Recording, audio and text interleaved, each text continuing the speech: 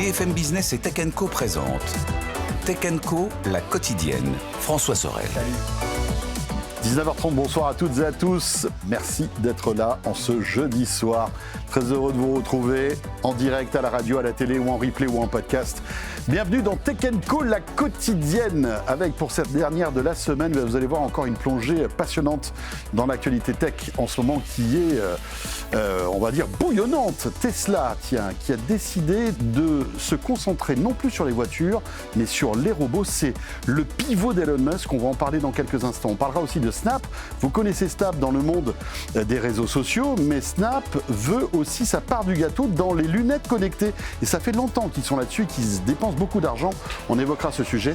Et puis tout à l'heure, on découvrira cette initiative de la part de Vinci avec Léonard, qui est là pour pousser des startups qui justement sont dans, on va dire, le domaine de compétences de Vinci. On en recevra quelques-unes tout à l'heure.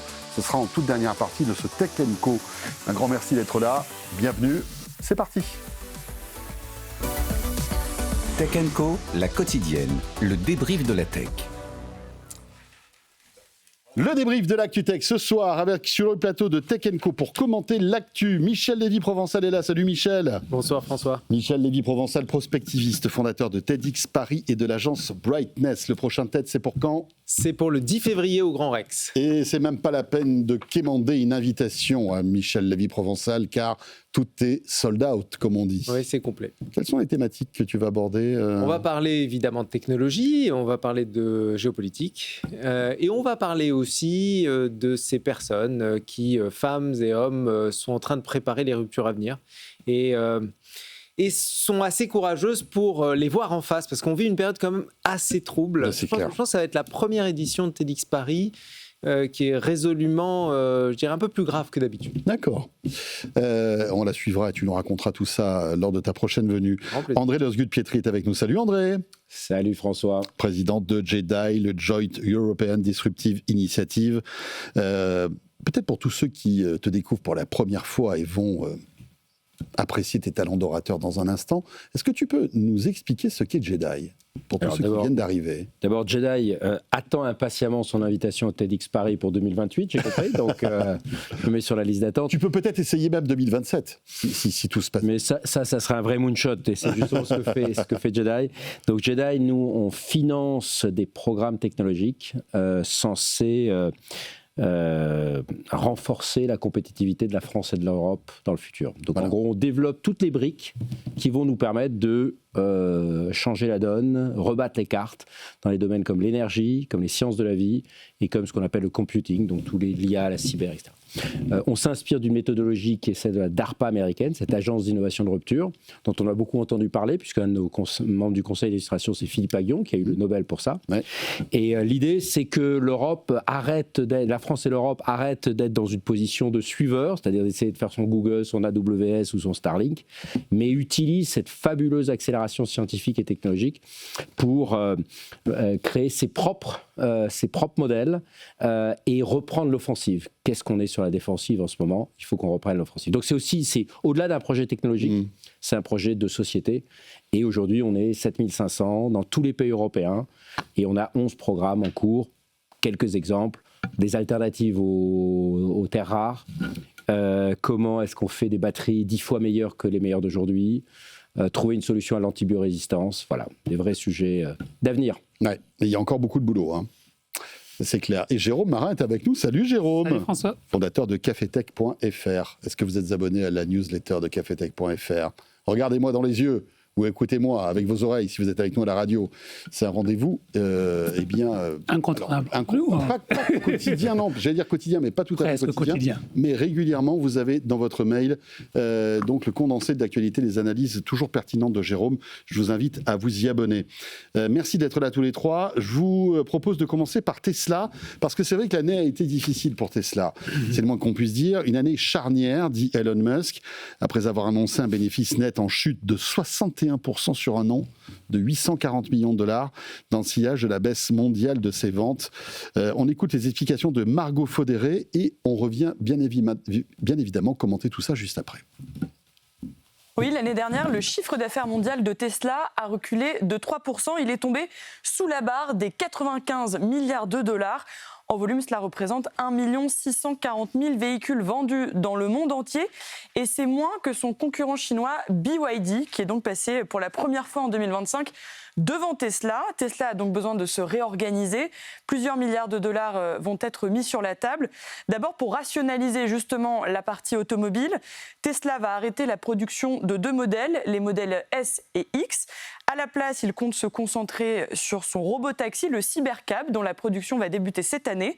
Et puis surtout, Tesla veut continuer sa transition vers une entreprise d'intelligence artificielle avec les robots humanoïdes Optimus, un investissement de 2 milliards de dollars à venir dans xAI, qui est la start-up d'IA d'Elon Musk. Et puis enfin, des discussions en vue pour construire une usine de semi-conducteurs qui sera surnommée la Terafab. Alors, je ne sais pas ce que vous en pensez, mais c'est quand même l'une des informations les plus intéressantes de ce début d'année, ce pivot de Tesla et cette grenade que lance Elon Musk, en fait, dans tout l'écosystème Tesla. Parce que si on récapitule, Model X, Model S, bye-bye, il se recentre, donc, alors, avec effectivement en filigrane la chute des ventes de l'année dernière, qui est quand même assez impressionnante. Il pivote vers la robotique. Donc, ces Optimus, est-ce que c'est prêt ? Est-ce que ça va marcher ? On ne sait pas. Il mise aussi sur le robotaxi, qui devait être prêt depuis des mois. Est-ce qu'il est prêt aujourd'hui ? On ne sait pas non plus. C'est vraiment... enfin, franchement, je trouve cette info très intéressante. J'ai l'impression que c'est un peu la panique à bord chez Tesla. Qu'est-ce que vous en pensez ? Si je peux démarrer... Bien sûr, Michel. Je pense qu'en fait, Tesla est en train de souffrir très fort face à BYD. Et que, d'ailleurs, il y avait la comparaison des ventes par rapport à l'année dernière. Je crois qu'il y a 600 000 véhicules d'écart entre les deux. C'est monstrueux. Et on peut se demander... Alors, bien sûr, le modèle S, le modèle X, c'était pas non plus aujourd'hui le cœur des ventes de Tesla. Et puis ce sont des modèles anciens qui voilà, c'est des modèles anciens, mais c'est des modèles importants dans l'histoire de Tesla, parce que le modèle S, ça a été celui qui a véritablement permis d'abord de démontrer que la voiture électrique fonctionnait, et puis d'une certaine manière aussi financer une grande partie de Tesla. Et on peut se demander si c'est pas juste une tactique de la part de Musk, mais véritablement un coup de poker énorme pour transformer Tesla d'un simple, entre guillemets, fabricant d'automobiles vers un nouvel acteur qui est 100% de la robotique. En fait, on peut se demander si Tesla n'est pas en train de devenir une boîte de robotique. Parce que le robotaxi, effectivement, c'est de la robotique. Le robotaxi, c'est de la robotique. Le Optimus, Cybercab, Optimus, c'est de la robotique. Avec un énorme problème. C'est qu'aujourd'hui, ni le Cybercab, ni Optimus ne sont autonomes. 100% autonomes. Donc, c'est un pari et c'est presque une fuite en avant de la part de Musk. On va voir ce qui va se passer dans les mois qui viennent. On est sur du level 4 en termes d'autonomie chez Tesla, que ce soit dans les modèles Y ou les modèles X en FSD qui sont distribués aujourd'hui aux États-Unis ou en Chine. Pas encore en Europe, on l'espère peut-être à la fin du mois de février, au début du mois de mars en Europe. Mais c'est un véritable pari, voire une fuite en avant. Il est très probable aussi que le Cybertruck saute dans les mois qui viennent, parce que ça a été un four aussi, cuisant. Ça a été un énorme échec. Moi, Jérôme, je ne suis pas forcément d'accord sur le fait que ce soit un moment de panique, soit une fuite en avant. Enfin, Elon Musk, il a été assez clair sur les ambitions de Tesla depuis plusieurs années, et depuis plusieurs mois encore plus. Lui, il n'a jamais considéré Tesla comme une boîte de voitures, comme un constructeur de voitures. C'était toujours dans la mentalité américaine, on est des boîtes technologiques qui fait des voitures. Mais lui, donc, depuis 2-3 ans, il a basculé sur l'IA. On le voit, que ce soit en termes du temps qu'il passe à faire de l'IA, à travailler chez Tesla ou chez SpaceX ou dans l'IA. Je pense que Tesla, aujourd'hui, ça ne représente plus grand-chose. C'est peut-être le dernier de ses soucis en termes de business. Donc voilà, enfin je parle des voitures en tout cas. Lui, il a vraiment basculé vers l'IA, vers les voitures autonomes, vers les robots. Et finalement, quand il annonce que le modèle S ou le modèle X ne soit plus commercialisé, que l'usine historique de Fremont en Californie ne va plus construire des voitures, mais construire des robots. Voilà, pour construire des robots, c'est juste une étape supplémentaire dans le mouvement qu'on a vu depuis des mois en fait. Et donc en fait Tesla, ça fait longtemps que c'est plus une entreprise qui fabrique des voitures. Ça fabrique des voitures, mais le cœur de Tesla, ce qui fait que ça vaut 1500 milliards de dollars en bourse, c'est pas parce que ça construit des voitures autonomes, pas construire des voitures, c'est parce qu'on va faire des robots, on va faire des voitures voiture autonome. Et c'est toute la promesse qu'Elon Musk a mis en avant depuis des mois et des mois qu'il est en train de concrétiser. Alors peut-être que ça ne va pas marcher, ça on verra. Moi je ne sais pas. Après le Cybercab, aujourd'hui, il roule à Austin avec des gens qui sont derrière le volant pour le surveiller. Peut-être que dans quelques mois, dans quelques années, il roulera tout seul et il rattrapera le retard sur Waymo. Ça, on ne le sait pas, on verra. Les robots, pour l'instant, les démonstrations qui ont été faites, souvent, elles sont impressionnantes, mais on ne sait pas vraiment qui contrôle le robot. Souvent, c'est contrôlé avec une manette derrière. Il y a toujours un moniteur derrière. Voilà.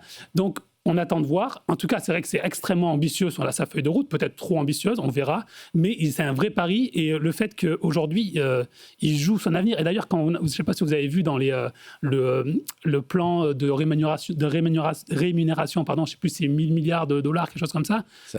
Les objectifs, ce n'est pas de combien on va vendre de voitures. Hein. C'est si on a de la voiture autonome, si on a des robots. C'est ça la mission de Tesla aujourd'hui. Donc, c'est dans l'ordre des choses. Et puis, on verra comment ça se passe. Après, il a vécu quand même une année compliquée, 2025. Hein. Il a voulu s'essayer à la politique. Ça a été catastrophique. Il a essayé de convaincre Donald Trump de conserver tous ses crédits carbone et les subventions américaines. Donald Trump lui a dit non. Donc en fait, ça n'a pas été une bonne année, même ne serait-ce qu'en termes de popularité pour Elon Musk. Oui, mais on aurait pu attendre quand même bien pire. Je rappelle que les chutes en Europe, spécifiquement des ventes de Tesla, ont été beaucoup plus fortes que celles finalement que moi je trouve relativement modestes par rapport à ce qu'on aurait pu craindre. Le côté que je trouve très intéressant, c'est que comme le disait Jérôme, en fait, c'est pas une surprise parce que dans l'annonce de son plan de rémunération, il était déjà très clair qu'il ne faisait pas une croix sur Tesla, mais qu'il considérait que la vraie révolution, et celle qui apportera le plus de gains de productivité, c'est le véhicule autonome. Et finalement, il tire la conclusion, et c'est peut-être une conclusion pour nous Européens aussi, que essayer de concurrencer en frontal des Chinois qui vont optimiser leur usine avec leur Dark Factory, avec une optimisation industrielle absolument impressionnante, c'est quasiment peine perdue. Et donc, ils passent déjà à la deuxième étape. Et la chose, alors vous me demandiez ce qu'on fait chez Jedi. Nous, il y a quelques mois, on a lancé justement une initiative sur l'avenir de l'industrie parce que aujourd'hui, quand on voit ce qu'on fait dans les batteries, dans les véhicules, en fait, on est dans l'incrémental.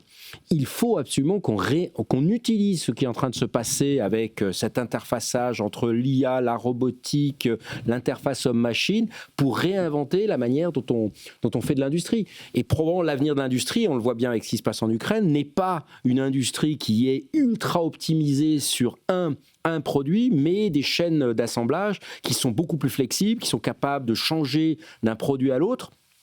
La semaine dernière, à Davos, le Premier ministre canadien disait qu'on n'était plus dans une transition, mais dans une rupture. Et quelque part, moi je trouve que Musk, sans être dans l'admiration béate, il est radical. C'est-à-dire qu'il montre que même sur le management, les transitions en douceur, c'est terminé et qu'il faut être aussi assez exponentiel et être radical. Moi, je suis prêt à parier qu'il va réussir son pari à nouveau, quoi. Alors oui, d'accord, mais tu l'as dit, Jérôme, ces robots, on ne sait pas s'ils sont véritablement autonomes. La plupart du temps, on imagine qu'ils sont télécommandés. Ça veut dire que c'est pas prêt. Donner un cerveau à un robot comme ça, alors on voit qu'il a fait énormément de progrès en électromécanique. Ils deviennent fluides, ils arrivent à faire des gestes qui sont quand même assez impressionnants. Mais après, le robot à qui on va poser une question, qui va comprendre ce qu'on dit, qui s'exécute, ça, on en est loin. Et je pense que encore une fois, Elon Musk a beaucoup d'avance sur son vrai planning, finalement.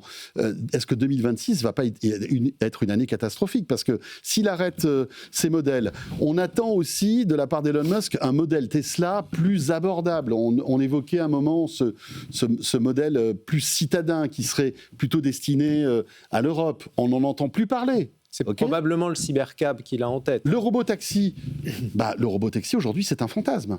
Waymo, ça fonctionne. Zoox d'Amazon commence à faire des tests, etc.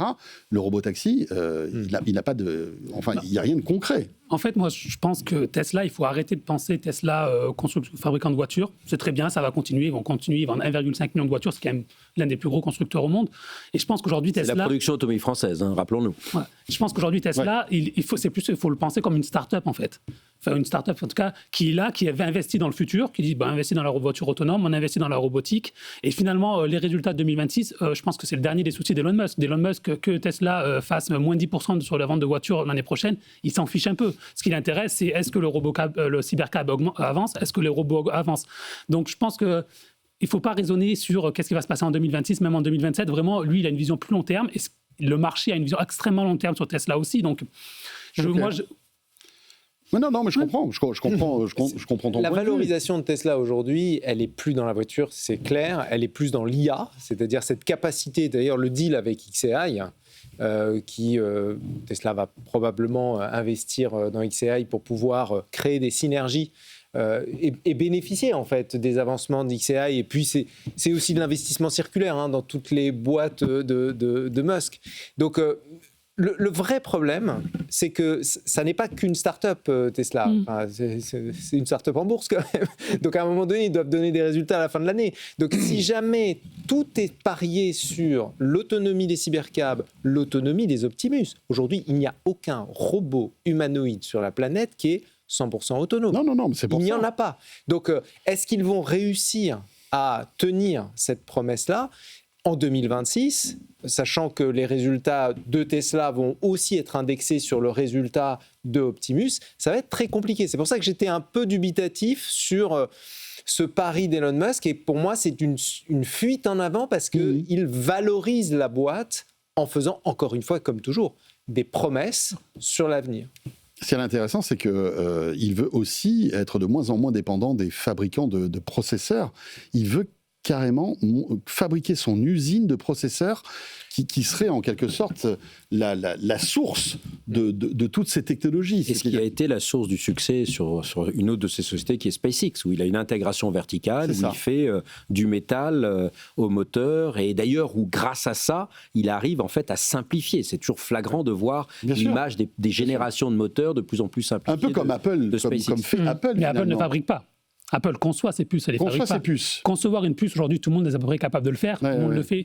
Fabriquer des puces, à part TSMC et Samsung, il n'y a personne qui le fait. En fait, des puces les plus avancées. Donc moi, j'attends de voir. Après, Sam Altman voulait faire la même chose. Je pense qu'il a un peu mis ses ambitions de côté. Ça, c'est un vrai projet et ça va être quand même assez compliqué donc à voir. Ouais, des puces qui seraient donc dans ces data centers, ces véhicules et ces robots. Il y a les Japonais qui ont aujourd'hui un projet qui s'appelle Rapidus, qu'ils ont lancé il y a 3 ans à peine, qui vise à faire les processeurs les plus avancés, et ils sont bien avancés là-dessus. La première ligne pilote en juin 2025, à la surprise générale, a marché. Alors, on va rester dans l'univers Elon Musk avec SpaceX, parce que juin 2026 sera-t-il le mois où SpaceX va s'introduire en bourse ? C'est ce que croit savoir le Financial Times, et selon le quotidien financier, des discussions sont en cours, une période de l'année qui ne doit rien au hasard. Jean-Baptiste Huette a enquêté pour nous. Au cœur de cette future introduction boursière, une machine à cash. Starlink, la constellation Internet d'Elon Musk, est devenue le moteur financier du groupe. Elle représente désormais la majorité des revenus, avec près de 15 milliards de dollars cette année et une trajectoire qui grimperait entre 22 et 24 milliards l'an prochain. C'est ce basculement du modèle économique de l'espace vers les télécoms qui donne aujourd'hui à SpaceX la masse critique pour entrer en bourse. Elon Musk veut capitaliser sur cet élan. SpaceX prépare désormais une nouvelle brique technologique, des data centers en orbite, des centres de calcul directement connectés au satellite Starlink, capables de stocker, traiter, redistribuer des données dans l'espace. L'avantage, limiter les échanges inutiles avec le sol et réduire la latence en traitant une partie des flux directement en orbite. C'est une étape de plus dans la stratégie d'intégration totale du groupe. Fusée, constellation Internet, spectre radio, services mobiles et bientôt informatique spatiale. Une architecture complète conçue pour verrouiller le marché mondial des communications de demain. Voilà, est-ce que SpaceX ne va pas devenir dans les mois qui viennent l'une des entreprises mondiales les plus importantes, les plus massives ? Quand on voit aujourd'hui les investissements qui sont faits dans l'espace, les promesses qu'on attend de cette technologie, cette histoire de data center dans l'espace est complètement dingue. Le fait de déplacer en fait les data centers, de les mettre à quelques centaines de kilomètres d'altitude pour que, comme il fait froid, il n'y a pas besoin de refroidissement. Comme il y a du soleil, on va pouvoir trouver de l'énergie gratuite et propre. Et aujourd'hui, avec la connectivité qu'on a pour ramener tout ça sur la Terre, on a des connexions laser qui sont de plusieurs terabits, donc c'est des débits qui sont monstrueux. On se dit finalement, ça a le potentiel de devenir une boîte, mais qui dépasse toutes les autres, non ? Qu'est-ce que tu en penses, André ? Je pense surtout, en fait, ça montre bien que ce concept qui est connu maintenant depuis quelque temps, qu'en fait, l'espace est en fait juste une continuation de l'infrastructure digitale. Et c'est comme ça, je pense que quand on le lit comme ça, que c'est la troisième dimension de l'infrastructure digitale, on comprend à la fois son importance et le fait qu'on va retrouver, voire optimiser. Tu parlais des data centers. Alors, si Bruno Bonnel nous entend, je le salue, puisqu'on lui avait proposé de faire quelque chose comme ça il y a exactement 1 an et demi, donc peut-être un projet à faire pour France 2030. C'est typiquement le genre de sujet qui va changer la donne. Alors il y a encore plein de sujets techniques, il y a notamment tout ce qui est la dissipation. On pense toujours que l'espace c'est froid, le problème c'est que l'espace c'est justement vide et que la dissipation de la chaleur va être un sujet énorme. Il va y avoir un sujet tu parlais des lasers, le seul problème c'est que pour ramener les lasers aujourd'hui on a du mal à le faire passer à travers la couverture nuageuse. Enfin il y a encore plein de vrais sujets. Accessoirement SpaceX n'est pas le seul. Non, Google vient de lancer avec Planet un projet qui s'appelle Suncatcher, qui est exactement dans le même sens. Mais c'est typiquement un sujet qui est majeur. Alors, il faut toujours lire, moi je pense qu'il faut toujours lire, c'est pas de moi que ça vient de Mike Griffin, l'ancien patron de la NASA, celui qui avait donné le premier contrat en 2007 à Musk, qui dit, en fait, Musk, il faut le lire comme quelqu'un qui a cette vision interplanétaire, et dont toutes les sociétés qu'il fait ont un seul objectif, ou un objectif, c'est de fournir du chiffre d'affaires et pour, à un moment, accomplir cette espèce de rêve. Et quand vous regardez aujourd'hui SpaceX, ça permet de générer du financement et de justifier Starship, puisque quand j'ai vu ton sujet, il y avait 42 000 satellites. Quand on aura 42 000 satellites en orbite, on va devoir en remplacer entre 2 et 5 000 tous les ans, puisque ces satellites vont... Ouais. Donc il va falloir un Starship pour le faire. Enfin, tout ça est assez cohérent. D'ailleurs, il l'avait bien montré, puisqu'il avait mis cette fameuse Tesla dans un Starship il y a je crois qu'il y a 1 ou 2 ans. Donc, ça montre bien la vision. Si on le lit comme ça, c'est dingue, mais c'est finalement assez cohérent. Jérôme, et après Michel. Non, mais alors déjà rappeler que le rêve d'Elon Musk, c'est de mourir sur Mars. Il a dit pas de mourir sur Mars, mais pas à l'atterrissage. Voilà, donc ça c'est son rêve d'avoir une colonie sur Mars. C'était il y a longtemps. Après, est-ce que ça va devenir la société la plus importante ? On est encore loin, quoi. Ils sont à 20 milliards de chiffre d'affaires, donc on est encore très loin des gros mastodontes que de Nvidia ou d'Apple. Mais c'est sûr que de plus en plus, on les voit, ils prennent de la place. Starlink, c'est 9 millions d'abonnés aujourd'hui. Et quand on dit 9 millions, c'est pas les abonnés qui sont en zone blanche. C'est beaucoup de gens maintenant qui sont dans les zones où il y a la fibre optique et qui s'abonnent.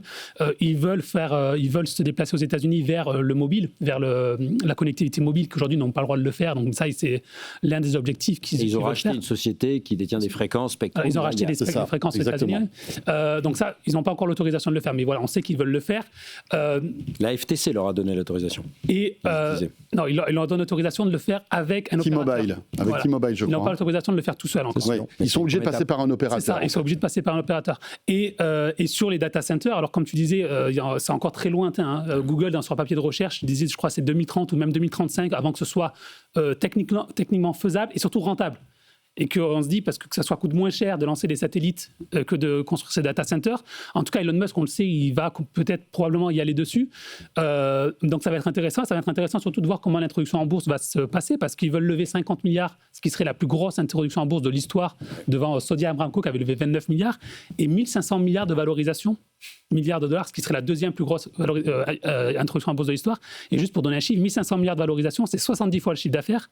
Nvidia, qui est aujourd'hui une entreprise qui est très très bien valorisée, c'est 20 fois le chiffre d'affaires. Ouais. Donc il va falloir prouver que la vision de Elon Musk, elle est pertinente pour pouvoir aller avoir ces chiffres en bourse. Mais c'est vrai que les actions possibles sont vertigineuses. Parce qu'on est dans l'espace, dans une autre dimension. Mais c'est comme tout à l'heure avec les robots et la voiture autonome. Finalement, quand on se dit le marché il est potentiellement énorme, après c'est l'exécution. En fait. Ouais. Et pour l'instant, Elon Musk, il a quand même assez à montrer qu'il a réussi à exécuter. SpaceX, il y a 15 ans, personne n'y croyait et il l'a quand même fait. Donc, je pense qu'il a un crédit sur ça. De là à avoir autant de valorisation à avoir. Après, il a un problème de timing. Hein. C'est-à-dire que quand il annonce quelque chose dans les 6 mois, c'est plutôt dans les 6 ans. Ouais. Michel. Je pense qu'effectivement, cette valorisation à 1500 milliards de dollars pour SpaceX fait que si l'introduction a lieu en juin, en réalité, quand on achète une action SpaceX, on achète plus un ticket de loterie pour une civilisation multiplanétaire, plus qu'une action qui va nous rapporter.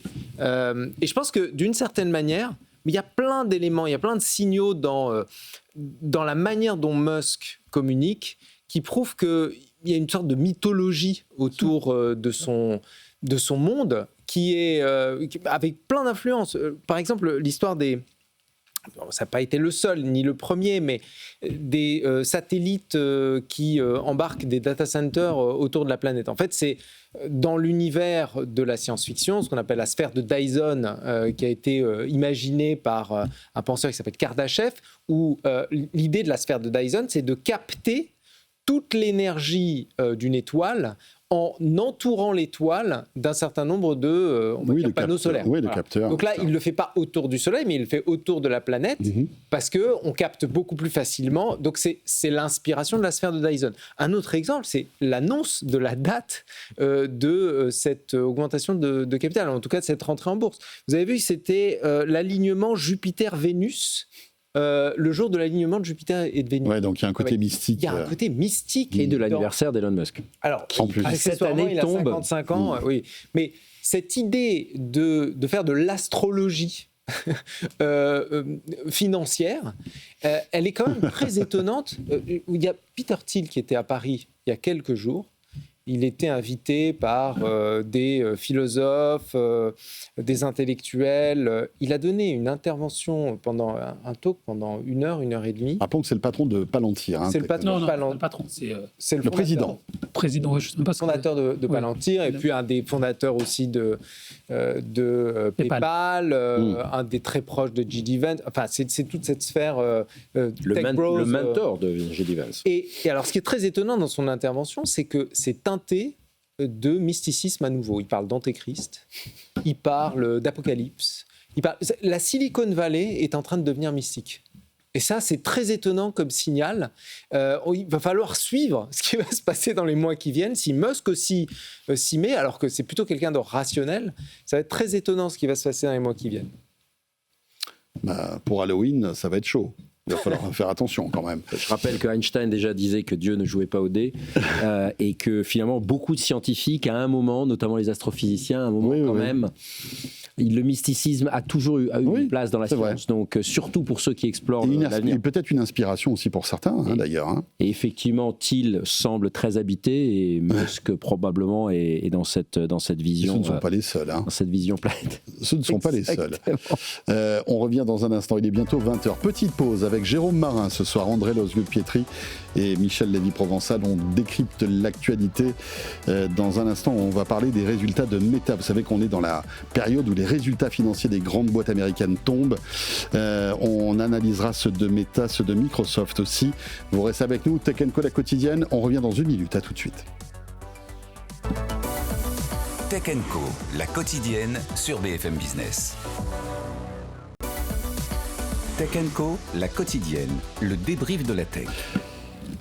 Voilà, très belle soirée avec nous sur BFM Business. Merci d'être là, comme chaque soir, 19h30, 21h, vous le savez, en direct à la radio, à la télé. Puis après, les replays, les podcasts de votre rendez-vous tech. Avec ce soir, sur le plateau de Tech & Co, Michel Lévy-Provençal, prospectiviste, fondateur de TEDx Paris et de l'agence Brightness. À ses côtés, André Losgueux-Pietri, président de Jedi. Et Jérôme Marin, donc le fondateur de cafetech.fr.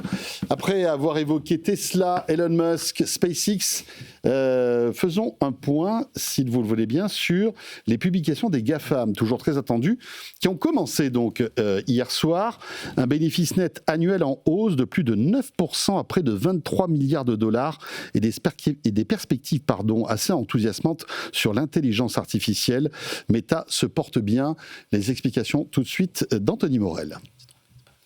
Oui, clairement, c'est cette nouvelle stratégie de Mark Zuckerberg qui est plus claire que jamais. C'est faire all-in sur l'intelligence artificielle. Et pour l'instant, ça a l'air de plutôt plaire au marché. C'est-à-dire que les résultats sont tellement robustes qu'ils peuvent absorber sans problème les investissements colossaux pour accélérer dans l'intelligence artificielle. Le chiffre que tout le monde retient dans ces résultats, c'est 115 à 135 milliards de dollars d'investissement en 2026 dans les infrastructures IA. C'est le budget d'un petit pays européen quand même pour avoir les ordres de grandeur en tête, juste pour investir dans des data centers, dans des dizaines de milliers de GPU, de puces IA, etc., pour accélérer dans ce qui est la nouvelle marotte de Mark Zuckerberg, c'est-à-dire cette notion de super intelligence, une IA hyper personnalisée qui nous accompagnerait au quotidien, qu'on pourrait intégrer dans des lunettes, etc., etc. Et pour pouvoir se permettre ce genre de dépenses, vaut quand même mieux être solide sur ses appuis. Et c'est ce que montrent ces résultats, c'est ce que regardent les marchés évidemment, c'est-à-dire le core business, le cœur de métier de Meta, ça reste de vendre de la publicité. Et quand on regarde les indicateurs, ils sont plutôt bons. C'est-à-dire qu'aujourd'hui, vous avez 3,5 milliards de personnes qui chaque jour se connectent au moins une fois à Facebook, Instagram ou WhatsApp, donc la moitié de l'humanité qui utilise leurs services, avec des publicités qui se vendent en moyenne plus cher, 6% sur un an, ça aussi c'est un indicateur clé. Et aussi ce qui est intéressant, c'est le début de l'intégration de l'IA dans les business de Meta, c'est-à-dire qu'ils s'en servent par exemple de l'intelligence artificielle pour mieux nous cibler avec de la publicité, donc forcément ça fait augmenter les revenus. Pour augmenter leur productivité aussi, Mark Zuckerberg explique que des projets qui nécessitaient de grosses équipes sont maintenant gérés par une seule personne. Alors ça ne veut pas dire que tout est rose non plus, par exemple le métavers, on en parle un peu moins, on n'en parle plus du tout, mais il y a toujours cette division Reality Labs qui est un gouffre financier, ils ont encore perdu 6 milliards de dollars rien que le trimestre dernier, alors que voilà, ils sont en train de réallouer ces ressources-là, ils ont supprimé 1000 postes notamment pour les réallouer à l'intelligence artificielle, preuve qu'il y a vraiment un virage stratégique qui s'est opéré. Voilà, c'est étonnant, ces résultats du groupe Meta. Alors, d'un côté, Mark Zuckerberg dépense sans compter, pas forcément en misant toujours sur le bon cheval. On le voit, ralentissement sur la VR et sur son métavers qui est un four pour l'instant. Alors peut-être que ce n'est qu'une étape et que dans quelques années, ça redécollera. Et l'IA, c'est compliqué aussi parce que on voit qu'il investit beaucoup d'argent, il paye à prix d'or les meilleurs chercheurs pour un résultat qui aujourd'hui est assez confidentiel, j'ai envie de dire. Meta.ai, qui s'en occupe aujourd'hui et qui l'utilise? Pas grand monde. Et puis d'un autre côté, des résultats financiers incroyables parce que la pub chez Meta, ça marche de mieux en mieux. WhatsApp, Instagram, Facebook fait carton plein, Jérôme. Ouais, et ce qui est intéressant en fait, c'est qu'il y a 3 mois, Mark Zuckerberg avait dit on va dépenser encore plus dans l'IA. L'action avait chuté parce que les marchés s'étaient dit mais c'est complètement fou, ils dépensent trop. Là, il arrive, il dit ils ont dépensé 72 milliards en capex, donc en dépenses en capital, en investissement, si on veut résumer. Ils vont dépenser 115 à 135, ils vont quasiment doubler. Et là, l'action prend 10% parce que en fait, la différence entre 3 mois, c'est que le chiffre d'affaires, mais il a accéléré en fait. La croissance du chiffre d'affaires a réaccéléré. 200 milliards de dollars pour la première fois. Pour l'année, 60 milliards 23 milliards, tu as dit tout à l'heure, c'est sur le 4e trimestre, 60 milliards de profits sur l'année. Donc la croissance du chiffre d'affaires repart en avant. Et donc comme ça reste quand même le cœur de l'activité de Meta et que c'est 97% des revenus, c'est ça, les marchés sont contents. Ils se disent, finalement, ce que tu dépenses à côté, c'est un peu moins grave parce que tu gagnes beaucoup d'argent sur la pub. Et donc, en fait, c'est ça la grosse différence. En 3 mois, ce qui s'est passé, c'est qu'il a relancé la machine de la pub. Alors, comme l'a dit Anthony, il parle beaucoup dans la conférence de résultats. À chaque fois qu'il parle de la pub, il dit oui, c'est parce qu'on a mis de l'IA. Et l'IA générative, ça nous permet de vendre notre publicité plus chère, d'être plus efficace. Donc, il y a tout ça. Et donc, voilà. Donc, on oublie un peu que finalement, ce que tu disais, que pour l'instant, la stratégie IA de Meta, elle est assez confuse. Même si on sait qu'ils ont des nouvelles équipes qui travaillent, qui sont en train de sortir 2 modèles qui vont arriver bientôt. Pour l'instant, on attend de voir et on attend surtout de voir comment ces modèles, comment ils vont rentabiliser l'IA aujourd'hui parce qu'ils dépensent beaucoup et il n'y a pas de modèle économique encore prouvé. André, il y a un effet ciseau incroyable, c'est-à-dire qu'aujourd'hui, l'IA permet de booster leurs revenus publicitaires et de réduire leurs coûts, d'où la diminution. C'est très intéressant, je me suis procuré là ce tableau sur les emplois dans la tech. Alors c'est très intéressant parce qu'en 2020, lors du Covid, il y a eu un pic, et c'est quasiment pile au moment de la sortie de ChatGPT, donc en novembre 2022, que ça commence à décroître. Donc en fait, ces sociétés qui sont pleinement là-dedans, elles ont un effet ciseau parce que leur rentabilité, c'est ça qui va driver le cours de bourse, elle augmente. Et sur le sujet, je pense qu'il y a un lien quand même avec notre sujet précédent avec Musk sur le métaverse, en fait, on est dans un monde aujourd'hui de grands paris. C'est-à-dire que ceux qui n'en font pas sont sûrs de perdre. Évidemment, on ne va pas tout gagner. Et quelque part, on pourrait dire que à la fois Meta, mais aussi Musk, en fait, on fait aujourd'hui Meta comme quelque part la holding de Musk, c'est une espèce de plateforme à faire des paris. Et plus vous allez avoir des activités un peu diversifiées, mais aussi qui se nourrissent elles-mêmes, SpaceX qui commande des Tesla, Optimus qui va équiper les usines de Tesla, etc. En fait, plus ces paris peuvent être aussi un tout petit peu amortis parce que ça ne sera jamais complètement pour du beurre. Donc je trouve que c'est quand même des modèles assez puissants. Il a quand même perdu 75 milliards de dollars dans le métaverse. Donc. Certes, mais à nouveau, s'il ne faisait pas ces paris, moi ça me fait penser à ces comités d'investissement, de certains fonds européens qui disent oulala, là on pourrait perdre. Aujourd'hui, on est dans un monde où si vous ne faites pas ces paris, vous êtes sûr d'être largué. Vous n'êtes pas sûr de gagner, c'est pour ça qu'on parle toujours des victoires et pas beaucoup de ceux qui ont perdu, mais il faut absolument que ce côté exponentiel du monde dans lequel on est, on le saisisse complètement. Heureusement que, en fait, Meta est une machine à cash incroyable parce qu'on peut discuter quand même et on l'a dit là, des investissements un peu hasardeux de Mark Zuckerberg. Alors on le pardonne parce que voilà, la machine à cash est là. Là où on peut, je te rejoins, c'est que Google, pendant très longtemps, ils ont eu le Google X, où ils faisaient pareil, des paris un peu fous comme ça, et Waymo d'ailleurs, c'est ça de là. Ils ont fait ça, et puis ils ont une nouvelle directrice financière qui s'appelle Ruth Porat, qui vient de Wall Street. Qui a un peu calmé tout le monde. Qui, elle, a dit, ah mais non, on dépense trop d'argent. Et donc Google, aujourd'hui, il ne fait plus vraiment de paris. Aujourd'hui, Google X, c'est un peu en désuétude. Zuckerberg, lui, il a la chance déjà d'être tout puissant chez Meta. Déjà, ça, il faut le dire que ce n'est pas le cas chez Google. C'est l'avantage des actions de préférence. Voilà. Et lui, il a dit, bon d'accord, je perds de l'argent, mais je continue. Alors, ça n'a pas marché, je suis d'accord avec toi, mais au moins, il a continué. Dans l'IA, c'est pareil. Peut-être que s'il y avait une directrice financière chez Meta qui était un peu plus forte ou un peu plus puissante et qui dirait « Attends, Marc, là, ça commence à faire trop », mais il n'a pas, en tout cas. Donc, après, comme il a quand même ce moteur, il a quand même cette magnifique machine à cash qui lui permet aussi de retomber sur ses pattes. Mais c'est vrai qu'il faut lui reconnaître ça, c'est qu'il n'a pas peur d'investir. Michel. Oui, je pense qu'en réalité, ce qu'on voit là, c'est que l'IA est un booster de business model. À elle toute seule, l'IA ne suffit pas aujourd'hui à générer des profits. Et on le voit par exemple avec Google, on le voit avec Meta, qui a un parc d'utilisateurs. Dès qu'ils intègrent de l'IA, en fait, ils boostent leurs revenus.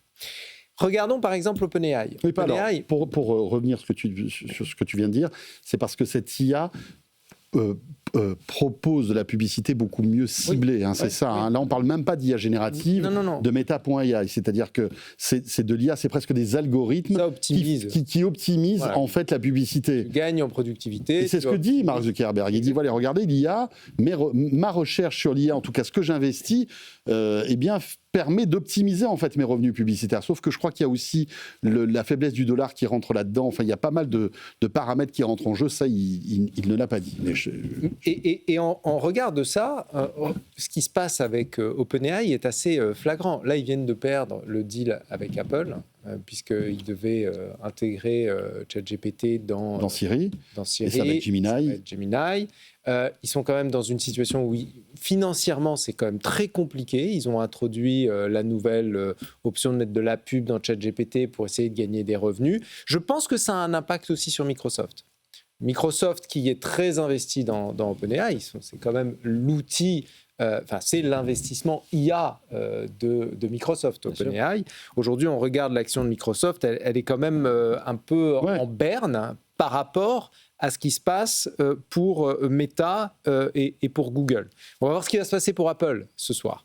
Mais ce que je veux dire par là, c'est que aujourd'hui, la prime va à ceux qui utilisent l'IA pour booster réellement leurs revenus. Et les seuls qui y arrivent sont ceux qui ont déjà un parc d'utilisateurs qu'ils savent leverager grâce à l'IA. Et les OpenAI qui n'ont pas le même parc d'utilisateurs sont dans une position très délicate parce qu'ils ont du mal à trouver des business models. Aujourd'hui, ils restent quand même déficitaires. C'est devenu une machine à dépenser de l'argent pour eux, massivement. Alors, évidemment, Meta dépense massivement sur de l'infrastructure. D'ailleurs, aujourd'hui, le vrai enjeu, c'est de pouvoir brûler des dizaines, voire centaines de milliards par an, et c'est plus forcément de faire de l'innovation radicale. C'est cette capacité à investir dans l'infrastructure de la part de géants qui fait la différence. Et les seuls à pouvoir jouer sont ceux qui ont le cash pour le faire. C'est le cas de Google, c'est le cas de Meta. Ouais, et d'où l'annonce hier de cet investissement de 30 milliards supplémentaires dans OpenAI. Bientôt, c'est pas encore fait. Oui, voilà, 60 milliards même en tout. C'est 60. Il y a 30 milliards de Nvidia, a priori 20 milliards de Microsoft et 10 d'Amazon. C'est les chiffres qui sont sortis De toute façon, on sait OpenAI a besoin de beaucoup d'argent. Ils veulent dépasser 1 400 milliards de dollars. Ils n'ont pas la machine à cash qu'a Meta derrière. C'est ça qui est intéressant. Autre résultat financier intéressant, c'est ceux de Microsoft, qui sont plutôt bons, puisque Microsoft dépasse les 80 milliards de chiffre d'affaires.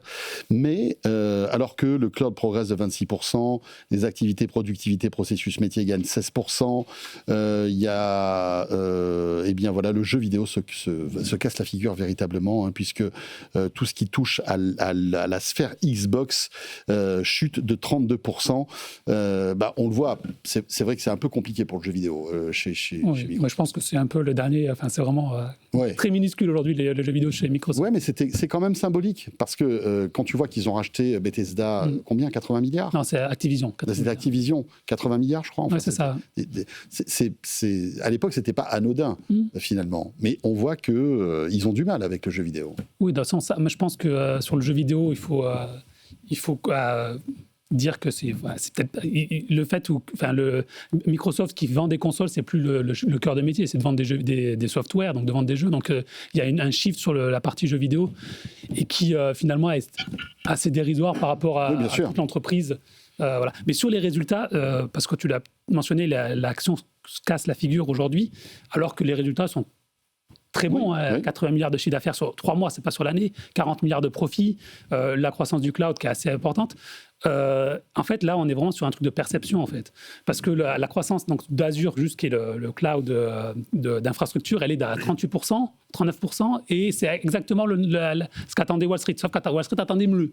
Donc, comme on ne fait pas mieux, ça chute. Et il y a un chiffre aussi qui a beaucoup marqué, c'est qu'ils ont dit on fait 35 milliards de flux de trésorerie. Donc, les flux de trésorerie, c'est grosso modo le cash que génère Microsoft sur l'année, sur le trimestre. Ils ont fait 35 milliards, investissement 37 milliards. C'est-à-dire qu'aujourd'hui, ils investissent davantage que le cash qu'ils génèrent. Alors après, c'est différentes temporalités. Le cash, c'est sur 3 mois. L'investissement, c'est sur du long terme. Mais je trouve que ce chiffre, il est quand même marquant de dire on investit plus que ce qu'on gagne, en fait. Et c'est vraiment, je trouve ça intéressant comme Ils perdent chiffre. 12% là, Microsoft, en bourse, juste aujourd'hui.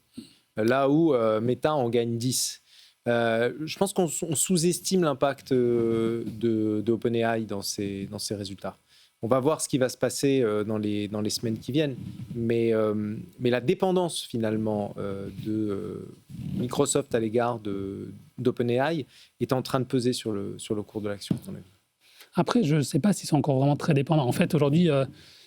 Technologiquement, ils s'ouvrent à Anthropic, ils ont recruté, ils font leur modèle aussi, ils font leur propre puce. En fait, sur Microsoft aujourd'hui, c'est que tellement, je pense que l'un des problèmes, c'est qu'ils investissent beaucoup dans le cloud et ils ont dit 45% de nos futurs contrats dans le cloud, c'est OpenAI.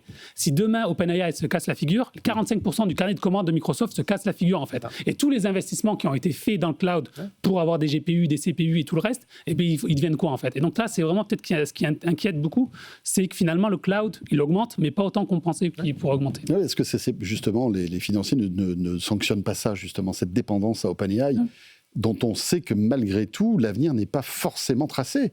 C'est compliqué. André, qu'est-ce que tu en penses? Oui, moi je suis plus réservé sur ces fluctuations quotidiennes, parce que quand on voit quand même la trajectoire de Microsoft en bourse depuis à nouveau novembre 2022 et le démarrage d'OpenAI, c'est quand même, ils en ont bénéficié. Oui, mais là depuis 3-4 mois, c'est un bel certes, mais je trouve au contraire, et l'autre chose, c'est que c'est assez étonnant de voir que cet acteur finalement mature, c'est plus du tout une start-up, c'est le plus ancien de ceux qu'on parle depuis à l'heure, qui continue à investir finalement plus que ce qu'il rapporte en free cash flow, qui est vraiment complètement un schéma qui n'est pas du tout un classique d'un blue chip, etc. Donc moi je pense qu'à nouveau il faut le voir sur le long terme. Effectivement, peut-être que Michel a raison en disant que OpenAI, il faut aussi voir que depuis 3 ans, OpenAI a tellement gagné d'utilisateurs, a été tellement omniprésent qu'aujourd'hui vous avez un rattrapage avec Claude, avec Anthropic, avec Gemini. Et Google, finalement, n'avait pas dit son dernier mot. Et je rappelle qu'on avait la même discussion il y a 1 an, et on dit, ça y est, Google, c'est terminé. Non, finalement, ils intègrent Siri. Mais regardez ce qui se passe une capacité de résilience depuis 6 mois avec un autre acteur qui est très dépendant d'OpenAI, c'est Oracle. Oracle, le cours d'action de l'action de l'Oracle a été divisé par 2 en 6 mois. Oui, mais parce que là, on est sur une bulle totalement fantaisiste. Oui, mais si tu regardes les scénarios d'éclatement de bulles, et en l'occurrence de possibles catastrophes pour OpenAI, les premiers acteurs à être impactés, c'est Oracle et c'est Microsoft. Or, ce sont, en particulier Oracle, ceux qui souffrent le plus en ce moment en bourse. Je pense qu'on sous-estime en fait la position aujourd'hui de Sam Altman et qu'on commence à voir ces signaux-là qui indiquent peut-être le champ du signe pour OpenAI. Il nous reste quelques minutes, j'aimerais qu'on évoque rapidement Snap. Alors, que les plus jeunes d'entre nous connaissent peut-être un peu mieux que nous-mêmes. Tu as un compte Snapchat, Jérôme ? Non. Hein. Non, je ne suis pas assez jeune encore. Ben voilà, c'est ça. Donc, ça va venir. Ça va venir. Ce qui est intéressant, c'est que Snapchat, ce n'est pas qu'un réseau social. C'est aussi une volonté depuis pas mal d'années de la part de son fondateur de se positionner sur les lunettes connectées. Et on se souvient des premières spectacles.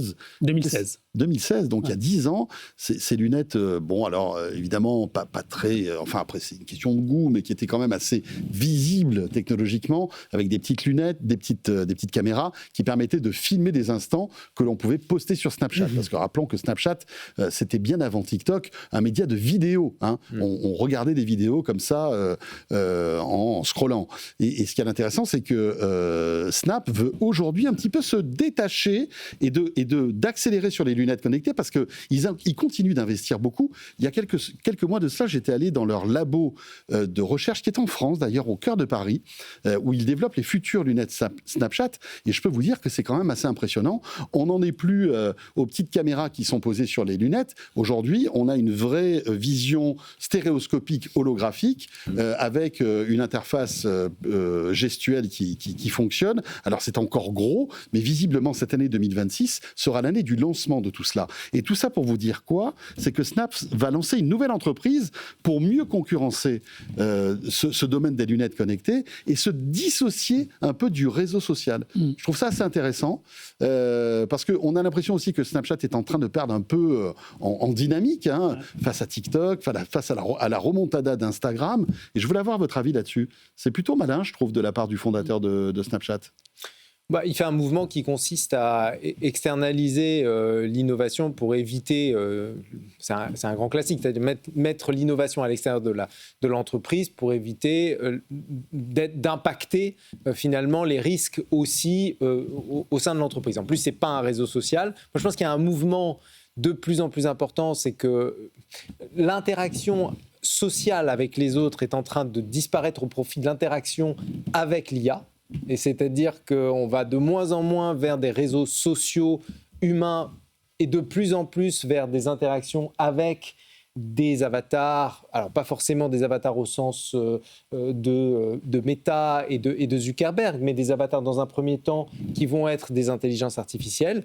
Et d'une certaine manière, c'est assez cohérent. Après, regardez le form factor de la lunette, on est encore assez loin de pouvoir avoir ce genre de lunettes au quotidien pour pouvoir les porter. Moi, je me demande si c'est pas des prototypes. Ça, c'est un prototype. Je pense que entre-temps, ils auront miniaturisé tout ça. Je l'espère parce que là, franchement, pas grand monde. On commence à avoir des lunettes aujourd'hui de réalité augmentée sur le marché. J'étais venu d'ailleurs avec cette paire de Even Reality, tout à fait. Tu te souviens, qui fonctionnent super bien. Ils ont sorti les nouvelles versions là. On commence à avoir des form factors qui sont vraiment acceptables. En fait, tu ne vois pas que ce sont des lunettes de réalité augmentée. Tu le vois à peine parce qu'il y a un léger reflet sur le verre. Mais je pense que 2026 va être l'année où on va commencer à avoir les premières annonces de réalité augmentée. Probablement Meta, ils les ont déjà annoncés. Ça va être le cas de Snap. D'une certaine manière, c'est un peu le labo de R&D aussi. On pourrait imaginer que Specs soit acquis demain par une boîte comme Meta. Ça peut être une cible assez logique. Et puis Apple. On va voir ce que Apple va annoncer en 2026. Il est très possible que 2026 soit l'année de la réalité augmentée. Jérôme. Juste pour revenir sur Snapchat, il y a deux choses qui sont intéressantes dans cette annonce, donc de créer une filiale qui est détenue à 100%. Premièrement, c'est qu'ils disent on va peut-être faire entrer des investisseurs extérieurs. Et ça rappelle ce qu'a fait Google, par exemple, avec Waymo, Waymo a été une filiale où ils ont fait rentrer beaucoup d'argent, des milliards de dollars pour financer leur investissement. Le problème de Snap aujourd'hui, c'est que Snap, ça a été lancé il y a 15 ans et Snap, ça ne gagne toujours pas d'argent. Ils ont perdu 700 millions de dollars sur les 9 premiers mois de l'année 2025. Donc on est sur un moment où il faut investir beaucoup dans la réalité augmentée et eux, ils sont au contraire en train de réduire les coûts parce qu'ils ne gagnent pas d'argent et qu'à un moment, ça pose problème. Donc ça, c'est intéressant, c'est qu'ils veulent essayer de faire rentrer quelqu'un pour les aider. Et la deuxième chose qui est intéressante dans leur annonce, c'est que, en fait, les premiers spectacles, pourquoi ça n'a pas marché? Alors, au-delà de la forme, c'est vrai qu'il était un peu trop show-off. Visible, exactement. C'est aussi parce qu'il fallait que c'était connecté qu'à Snap. Donc, si on n'était pas utilisateur de Snapchat, elles ne servaient à rien, ces lunettes. Et là, ils ont dit que les nouvelles lunettes, elles seront plus connectées à Snapchat. Donc, on pourra les utiliser pour faire n'importe quoi et elles auront leur propre OS et on sera des lunettes un peu comme les Meta Ray-Ban, on peut interagir avec d'autres applications. Et donc, ça, c'est important pour s'ouvrir le marché, en fait, parce que Snapchat, ça reste un petit réseau social. Je crois qu'ils ont 200 millions d'utilisateurs, c'est bien, mais ça reste assez petit finalement. Et donc là, si on veut vraiment réussir, il faut avoir un marché beaucoup plus grand. À voir après, parce que on voit les lunettes, c'est vrai qu'elles sont assez pas très belles et pas très ergonomiques. Moi, je pense qu'ils ont un déficit de puissance financière par rapport à Meta et par rapport à d'autres acteurs qui un jour peut-être va se payer. Alors peut-être qu'ils seront très bons et qu'ils y arriveront. Moi, je suis assez sceptique sur leur capacité à être compétitifs sur ce marché. Ce qui est intéressant sur les lunettes, et on le voit on parlait des grands paris. On a bien vu que les Google Glass étaient un pari trop tôt, donc c'est pas forcément un pari à un échec, mais c'est un pari où le timing n'était pas bon. Ce qu'a quand même réussi Meta, je reviens là-dessus, est assez exceptionnel parce qu'ils ont eu l'intelligence de comprendre, et tu le disais, on parle beaucoup de forme, etc. Mais en fait, pour rendre des lunettes quasiment invisibles ou insensibles à celui qui les porte, l'équilibrage, la capacité de répartir la mémoire, la batterie, c'est un problème absolument non trivial qu'a réussi à faire Luxottica Ray-Ban pour Meta. Donc je pense qu'on se rend compte en fait que là on a une rencontre entre hardware et software qui n'est pas donnée à tout le monde. Et la filialisation, je ne sais pas, mais peut-être qu'il y a à nouveau cette notion de se dire, certes faire rentrer des investisseurs, mais aussi de se dire, finalement, ces différents paris, on les isole dans différentes maisons et en fonction de leur réussite, on va les faire grandir. Il y a peut-être aussi une volonté chez Snap de devenir une espèce de plateforme. Et moi aussi, je suis comme Michel, je crois beaucoup à ça et je pense que surtout, on est arrivé à un moment de miniaturer. Enfin, il y a plein de petits bottlenecks technologiques qui sont passionnants sur la densité énergétique des batteries, sur l'équilibrage, sur les nouveaux matériaux qui vont être utilisés pour ça. Donc, je pense que ça peut être une plateforme d'innovation incroyable. Il nous reste quelques minutes. J'aimerais qu'on évoque ce dernier sujet. C'est la réflexion du patron d'Anthropic, qui s'appelle Dario Amodei. On va dire que, c'est quelqu'un qu'on écoute parce que c'est pas n'importe qui. Anthropic est une belle boîte d'IA, Claude, etc., etc. Et en fait, il dit attention. Il dit qu'il faut que l'humanité prenne conscience de ce qui va nous arriver en pleine figure avec l'intelligence artificielle. Et il dit que dans quelques années, l'IA pourrait surpasser les humains dans pratiquement tous les domaines, avec des conséquences, toujours selon ses dires, potentiellement désastreuses. Il explique notamment que, en fait, aujourd'hui, il y a certains domaines de recherche qui sont réservés à des scientifiques de haut niveau, comme par exemple le nucléaire, ou je ne sais pas, mettre en place un virus qui pourrait décimer une population. Eh bien, il dit, demain, peut-être que l'IA, en fait, pourrait donner cette puissance en fait, d'intelligence à n'importe qui. Et il dit, attention, c'est pas la première fois qu'on a des spécialistes de l'IA qui sortent les warnings comme ça. Il nous reste pas beaucoup de temps, mais j'aimerais que, en quelques secondes, chacun, vous nous disiez ce que vous en pensez. On va commencer par Michel.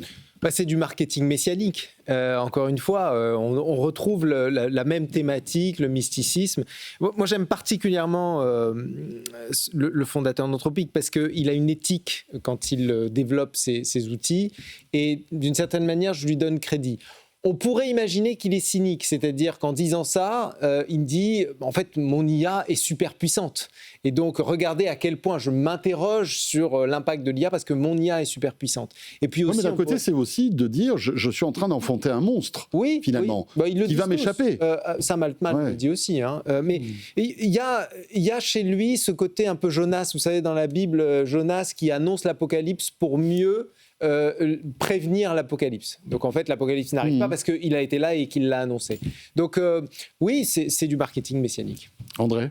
Je crois que ce qu'il nous dit simplement, c'est qu'on est vraiment dans ce moment exponentiel, je reviens sur ce terme, où en fait le progrès technologique et surtout scientifique va être permis par l'IA, et on sait que les États-Unis en novembre dernier ont lancé le projet Genesis, c'est-à-dire comment l'IA peut accélérer le développement de la science, est aujourd'hui en train de dépasser complètement la capacité d'adaptation des humains, des démocraties. Et donc le vrai sujet, c'est comment est-ce qu'on garde une certaine forme de contrôle?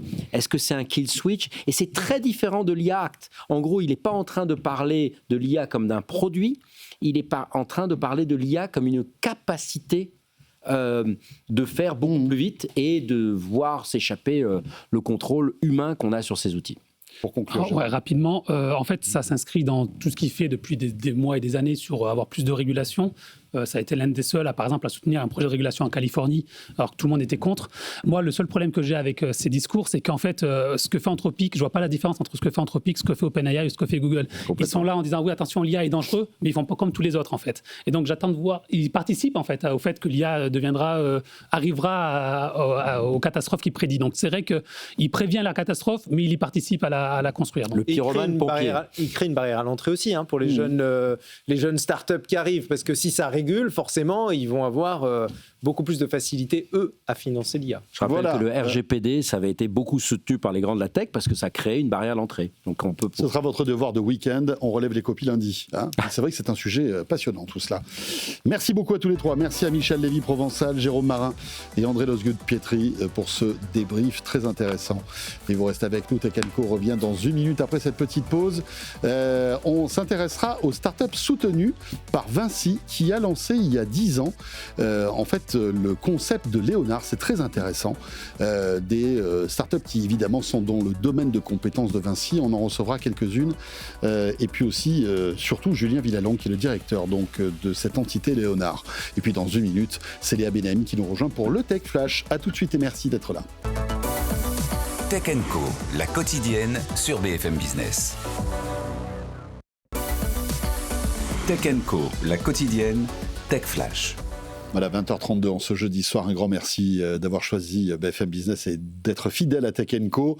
Comme chaque soir, il est temps de nous plonger dans l'actu tech du jour. Un condensé de l'actu de ce jeudi, c'est le Tech Flash et c'est avec Léa Benahim. Bonsoir Léa. Bonsoir François et bonsoir à tous. À la une, Tesla a annoncé hier soir l'abandon de 2 de ses modèles phares, la S et la X, dont la production s'arrêtera définitivement d'ici fin juin. Elon Musk qui veut désormais tout miser sur son robot Optimus et sur l'IA et qui prévoit de doubler ses investissements dans ce domaine pour atteindre 20 milliards de dollars. Des discussions sont également en cours pour la construction d'une usine de semi-conducteurs qui s'appellerait la Terafab. Également dans l'actualité, Google Chrome devient un navigateur IA, un relooking mené avec Gemini désormais intégré au moteur de recherche. Chrome peut maintenant remplir des formulaires, comparer des prix et même acheter un produit à votre place. Des fonctions disponibles pour le moment qu'aux États-Unis mais qui arriveront dans un second temps en Europe. La plupart seront gratuites à l'exception de la navigation autonome réservée aux abonnés payants. Et du côté des lunettes connectées, Léa, Snap renforce sa stratégie dans la réalité augmentée. Et oui, avec la création d'une filiale entièrement dédiée au développement de ces lunettes spectacle. Une réorganisation qui devrait permettre au groupe de gagner en crédibilité sur ce marché devenu ultra concurrentiel. Snap espère ainsi lancer cette année la 6e version de ces lunettes connectées, cette fois pour le grand public et équipée d'un assistant IA pour concurrencer directement les Ray-Ban Meta. Et puis Deezer prend une décision radicale pour lutter contre la musique générée par IA. Désormais, la plateforme va démonétiser ses morceaux et proposer un outil de détection breveté, outil qui sera aussi mis à disposition de ses concurrents comme Spotify ou Apple Music, avec un objectif clair, se débarrasser de ces contenus qui représentent aujourd'hui 39% des morceaux diffusés quotidiennement sur Deezer. Et enfin, en France, l'État a présenté ce matin sa nouvelle stratégie pour faire face à l'explosion des cyberattaques en hausse de 70% en 3 ans. Un plan qui met l'accent sur la formation, la coopération internationale et la communication. Une campagne de sensibilisation doit d'ailleurs voir le jour dans les prochains mois sur le modèle de ce qui a été fait pour la sécurité routière. En revanche, le montant de l'enveloppe dédiée à ce plan n'a pas été communiqué. Et pour finir, on vous donne rendez-vous demain à 21h30 sur BFM Business pour une nouvelle émission de quoi je me mêle, votre rendez-vous tech du week-end. Une émission qui sera aussi disponible en avant-première demain à partir de midi sur la chaîne YouTube BFM Tech et en podcast. Et au programme cette semaine de la maison connectée Netatmo qui met à jour ses caméras et ses thermostats. On écoute un extrait. Donc ils avaient sorti leur premier thermostat avec Stark en 2012. Qui avait un écran e-ink, comme dans un Kindle, dans un Kobo, etc. Donc c'est un écran qui ne consomme pas d'électricité et d'énergie tant qu'on ne le met pas à jour. Donc c'est assez marrant comme idée, ça permettait d'afficher tout le temps, ça c'est pas l'ancien, c'est le nouveau que j'ai dans la main, mais qui permettait d'afficher en permanence la température mesurée et la température désirée. C'était plutôt une bonne idée. Ce qui était plutôt une bonne idée, sauf que ces écrans se sont un peu tous mis à claquer chez tout le monde, à la fois dans le thermostat et dans les vannes thermostatiques vendues par Netatmo, qui étaient vendues assez cher. Et autant dans le thermostat, si tu es un peu bricoleur, tu pouvais le changer toi-même en l'achetant 7 balles sur Amazon. Dans la vanne thermostatique, c'est quasi impossible. Donc le nouveau produit n'a plus d'écran e-ink. Mais il a quand même un écran. On n'a pas mis les piles là, mais il y a un petit écran numérique avec des LED. Ils ont inclus un système de boutons de départ et d'arrivée à la maison qui permet de faire des scénarios. Et donc ça, c'est ce que Mélina disait, avoir le côté automatisation à travers l'écosystème Legrand, de dire je vais peut-être fermer mes lumières, mes stores, etc. quand j'arrive et quand je pars, et changer la température de la maison. Voilà, et de quoi je vais la retrouver, je vous le disais, en tout cas Léa vous le disait, dès midi sur la chaîne YouTube BFM Tech, et puis ce week-end sur BFM Business, à la radio, à la télé. 20h36, petit détour du côté de la rédaction de BFM Tech. Vous le demandez à corps et à cri, ça tombe bien, il est là. Sylvain Trinel nous rejoint. Tech & Co, la quotidienne, la chronique BFM Tech. Et oui, c'est comme ça. On veut arracher sa veste et son t-shirt. Bonsoir Sylvain. Bonsoir.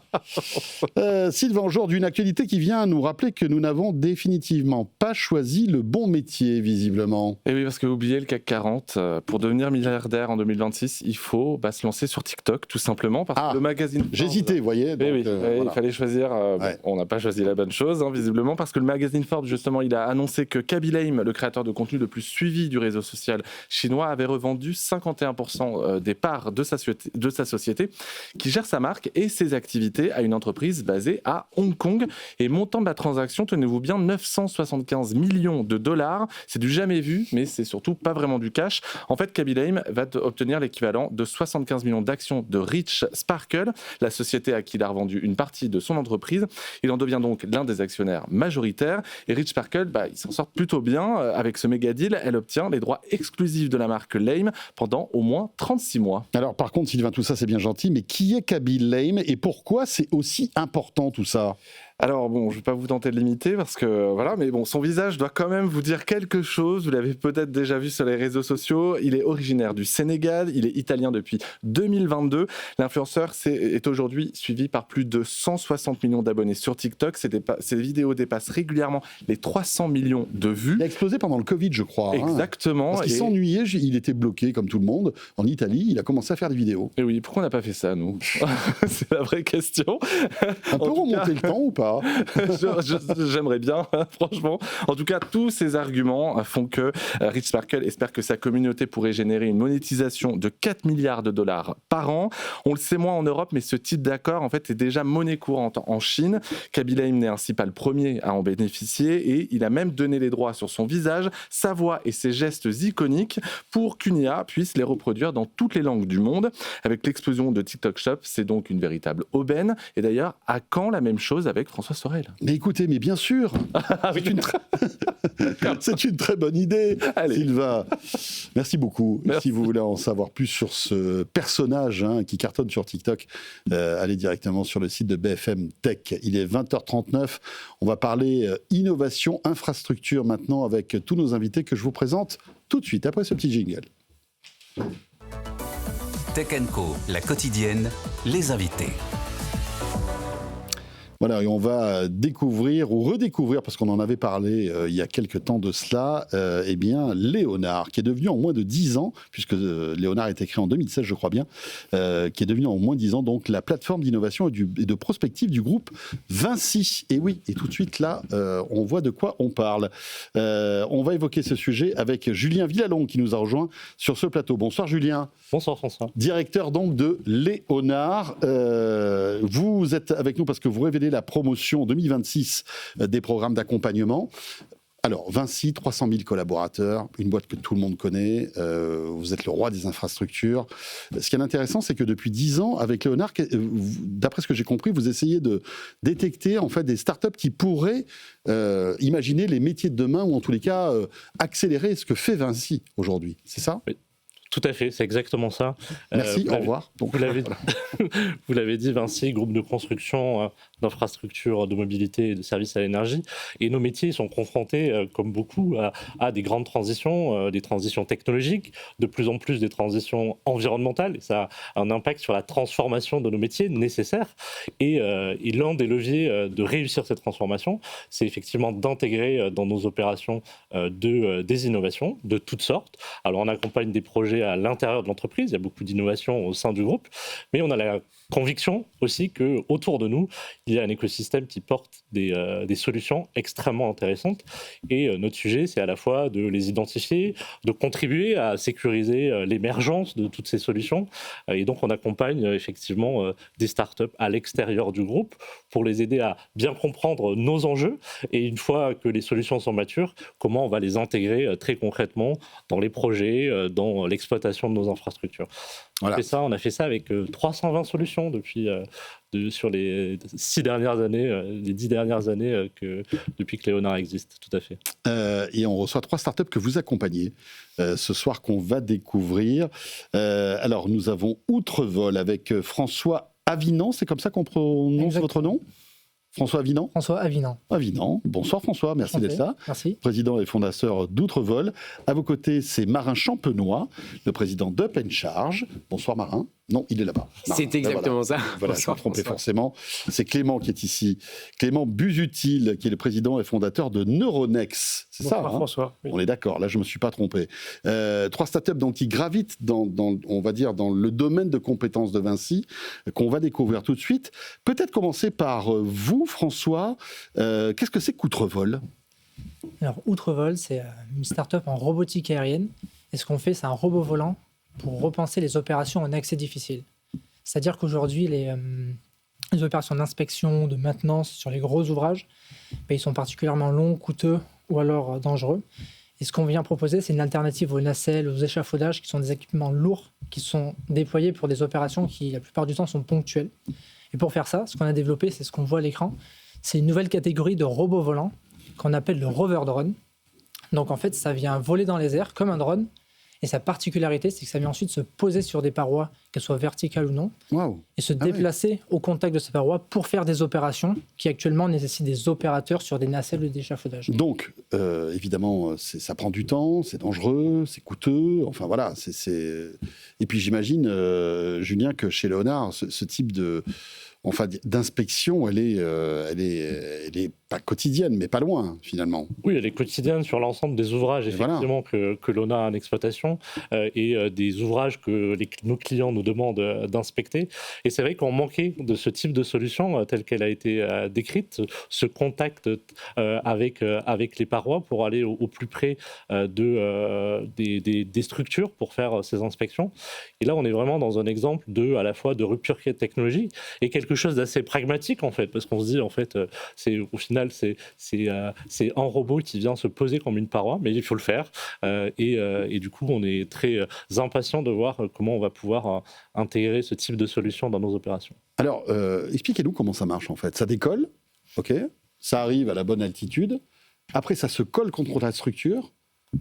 Alors, plus précisément, ça ne se colle pas vraiment, ça se pose dessus. Il n'y a pas de technologie d'aspiration. Ça se pose à la verticale.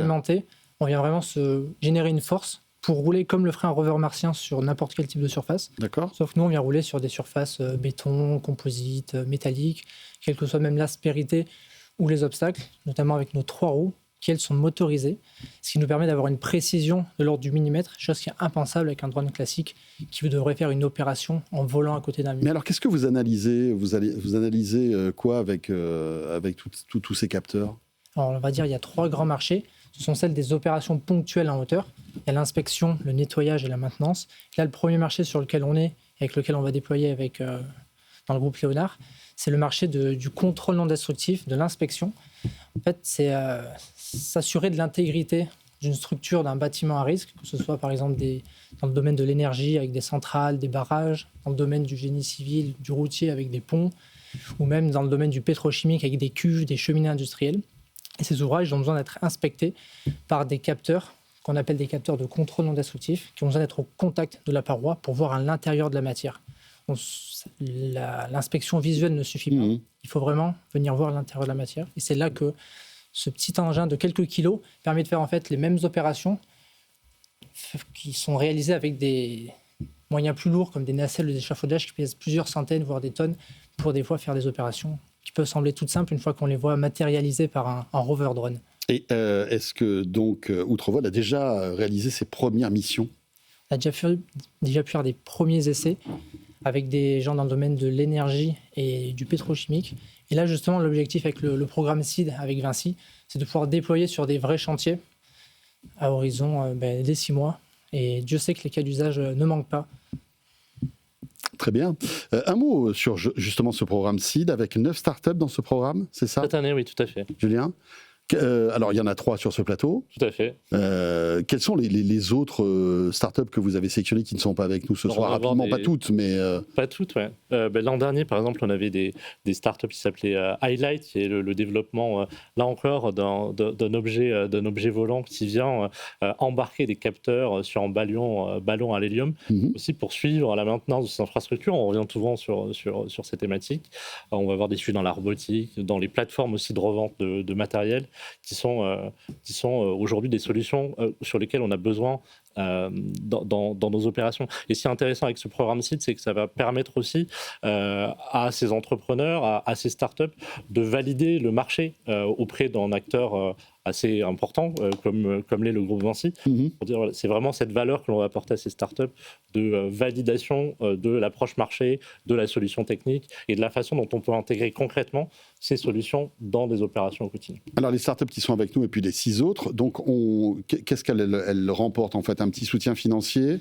C'est quoi le programme d'accompagnement que propose Vinci? Il y a effectivement un soutien financier, il peut y avoir de la formation, mais il y a surtout aussi de l'expertise, le contact avec l'expertise de Vinci. Sur les dernières promotions, c'est à peu près 2000 rencontres qui sont organisées entre ces startups et des experts du groupe. On n'est pas un investisseur, on est quelqu'un qui va utiliser, qui va acheter ces solutions. Qui accompagne en fait. Et voilà, et du coup c'est vraiment, je crois, ce ces startups viennent chercher, c'est une validation d'un acteur important sur leur segment de développement. Alors dans un instant, on va découvrir Neuronext, mais on va donner la parole à Marin Champenois d'Up & Charge. Alors vous, votre concept est assez intéressant. C'est une borne de recharge sans câble, par induction, en fait. C'est ça. Qui serait installée sur les routes. Alors là, c'est de l'induction dynamique. Oui. Nous, c'est vraiment de l'induction statique. Donc en fait, lorsque le véhicule est arrêté, pour des entreprises et des collectivités qui souhaiteraient en fait passer à la technologie sans câble. Donc, j'ai un véhicule, j'arrive dans une zone, je me gare, je n'ai pas de câble à sortir et à brancher. La voiture, en fait, grâce à votre système, va se charger un peu comme l'induction des téléphones, c'est ça? C'est un peu le même principe, c'est un peu plus puissant évidemment. J'imagine. Sinon, ça mettrait du temps évidemment pour la charge. Ouais. Et en fait, nous, on a repris un peu le principe des montées-baisses aux alentours des zones piétonnes. Donc, on se gare, la borne se lève pour se rapprocher du châssis du véhicule. D'accord. Et ça permet de recharger le véhicule. Et l'avantage, en fait, c'est qu'on a une recharge jusqu'à 3 fois plus rapide vu qu'on n'utilise pas le chargeur embarqué en courant alternatif du véhicule. Également, c'est la seule borne pour les personnes à mobilité réduite. Parce que elles n'ont pas à intervenir pour il n'y a pas besoin d'aller chercher le bon câble, démêler, brancher. Également, d'un point de vue vandalisme et détérioration, on n'aura pas d'impact avec des connectiques, des câbles, des bornes qui peuvent être impactés lorsqu'on va manœuvrer avec une voiture, un utilitaire ou un camion. Donc nous, on adresse vraiment toute cette pluralité de transport. Et donc, c'est vraiment les gains de l'induction au-delà du fait qu'il y a évidemment plus besoin de se brancher, notamment pour les véhicules autonomes, parce que s'il y a besoin de payer quelqu'un pour brancher un véhicule autonome, c'est un peu dommage. Ouais, alors ça c'est le rêve. On rêve pour tous ceux qui sont propriétaires de véhicules électriques, on rêve de ce truc-là. Ça fait des années qu'on en parle. Pourquoi ça n'arrive pas en fait ? Ça n'arrive pas parce que historiquement, il n'y avait pas assez de véhicules électriques et qu'on avait des pertes importantes d'énergie. Et également, il y avait la notion d'universalité des kits induction.